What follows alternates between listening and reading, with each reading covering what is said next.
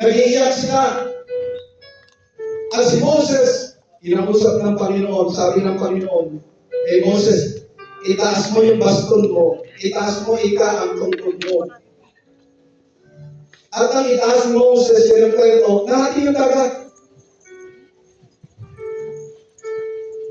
Pero bago nangyari yun, malapit na sa kanila yung mga Egyptian armies, nakasakay sa kabayo, sa karwahe.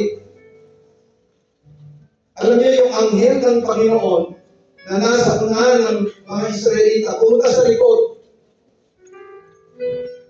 Kasama ng haliging ulak na apoy. At sa haliging ulak, pumunta sa likod ng bayan ng Israel. So sa likod ng Israel, liwanag ang dala. Sa kabila naman, dilim.